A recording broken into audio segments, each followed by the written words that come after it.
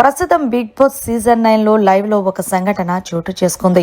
ఎప్పుడు లేని దివ్య తనుజతో మాట్లాడింది. అయితే దివ్య తనుజతో మాట్లాడడానికి రీజన్ పవన్ కళ్యాణ్ అనే చెప్పాలి.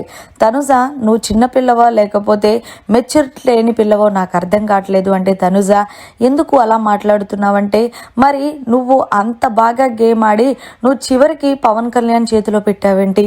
నిజానికి చెప్పాలంటే ఎవరైనా సరే డేంజర్ జోన్లో ఉండడానికి ఇష్టపడరు.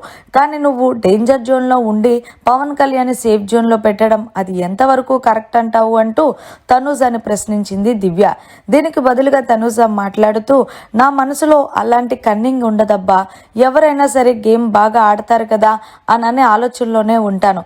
నిజంగా చెప్పాలి అంటే పవన్ కళ్యాణ్ ఈ వారం గేమ్ బాగా ఆడినప్పటికీ తను సేఫ్ జోన్లో ఉంటేనే మంచిదని చెప్పి నేను డేంజర్ జోన్లోకి వచ్చి తను సేవ్ చేశాను తప్ప అంతకు మించి ఏం కాదు అంటూ తనుజ దివ్యకి చెప్పుకొచ్చింది.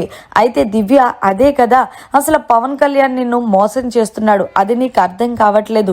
నేను చెప్పే కన్నా వీకెండ్ వచ్చిన నాగార్జున గారిని, సార్ నాకు పవన్ కళ్యాణ్ శ్రీధరి వీడియో కావాలి అంటూ రిక్వెస్ట్ చేయి, అప్పుడు వేస్తారు కదా, అప్పుడు నీకు అర్థమవుతుంది ఎవరు ఈ నీ వాళ్ళు ఎవరు బయట వాళ్ళు అనేది.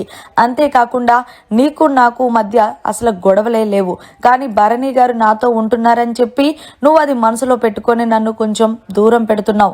నన్ను దూరం పెట్టినా పర్లేదు కానీ భరణి అన్నను కూడా దూరం పెడుతున్నావు. ఆయన నీ విషయంలో చాలా ఫీల్ అవుతున్నాడు. తనుజ, ప్లీజ్ అలా చెయ్య మాకు. ఎప్పుడైనా ఒకటి గుర్తుపో, మన దగ్గర నుంచి ఒకటి పోయిందంగు అది మళ్ళీ రావడం అనేది చాలా కష్టం.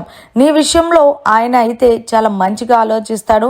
నిజానికి నువ్వు ఆయన నాన్న కూతురు అనే బాండింగ్ చూడడానికి జనాలకు కూడా నచ్చింది తెలుసా అంటూ కుండ బద్దలు కొట్టినట్టు దివ్య అయితే తనుజకి అర్ధరాత్రి పవన్ కళ్యాణ్ భాగోతం బయటపెట్టి భరణి కోసం కూడా చెప్పింది.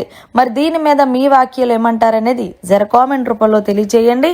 మరిన్ని లేటెస్ట్ లైవ్ అప్డేట్స్ కోసం చూస్తూనే ఉండండి మీడియా కార్నర్.